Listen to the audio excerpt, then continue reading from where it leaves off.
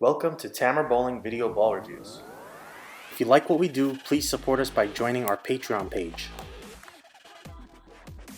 A big thank you to Jeff Miller and Ron Hoppy. Don't forget to check out Haley's Pro Shop in Burlington, Washington for world-class drilling and coaching.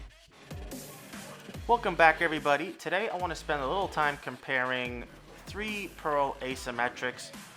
Most of my time I'm going to spend here talking about the Roto Grip Nuclear Cell versus the Storm Omega Crux, throwing the Storm Snap Lock in there as well. They're very different and very similar at the same time. The Roto Grip Nuclear Cell comes out of the box shiny, so does the Snap Lock. They're both clean through the mids. Wait until the end of the pattern to really pop. I'm going to talk a little bit more about the Nuclear Cell. With a shiny surface, it needs to see friction to turn over. Even though the core may be transitioning in the mid lane, given its strength, it still needs to see friction to turn over due to that shiny surface. That means it'll see the end of the pattern, then a couple feet later start rolling, getting into that roll phase. It'll look more skid flip because of that. On the other side is the Storm Omega Crux. Maybe to the untrained eye, it can almost look flippy. With the amount of surface, it provides traction, which sums with the core transition and gets into a full roll.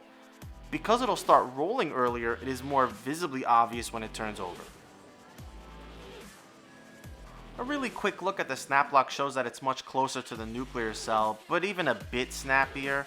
Here, the difference between these two is 100% due to the core. And while the difference is noticeable to the keen eye, does it look all that different at the macro level? I would say no. So I'm going to spend the rest of the time really focused on the Nuclear Cell versus the Omega Crux. The most obvious ball reaction difference is probably 80% due to the cover difference. That huge difference in surface means the Omega Crux starts rolling several feet sooner. So the Omega will go from board 7 furthest left, making its way to the pocket over, say, 20 feet at the back end of the lane, whereas the Nuclear Cell will do it maybe over 17 feet or so because it's going, about 2 or 3 feet longer. Depth perception is different for each person, but if you perceive it accurately, the Omega should appear smoother while the Nuclear will look like it has more pop because the amount of time to get from board 7 to 17 is shorter. The Omega will handle significantly more volume than the Nuclear out of box. These will significantly separate when you increase the volume because of the surface. Thankfully, we have the 2019 PBA Don Johnson pattern with 30.7 mils of oil to demonstrate this.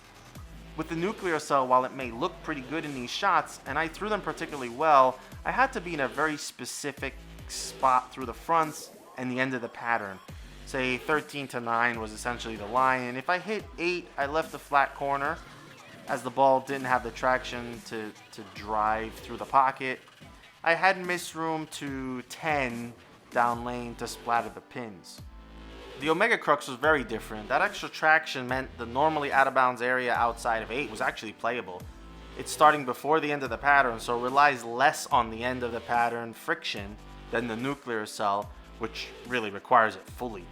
With the Crux, 14 to 8 is very high flush, and I need to actually move in a bit further just past the third arrow to give me more forgiveness at the break point. Once I get there, the ball gives me from 7 to 10 down lane at the break point to strike. So, that's, 3.5 boards or so. Nuclear Cell had maybe 2 boards room at the break point to strike.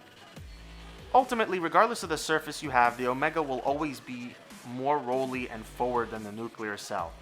I would think having both and leaving them separated by surface is a great option.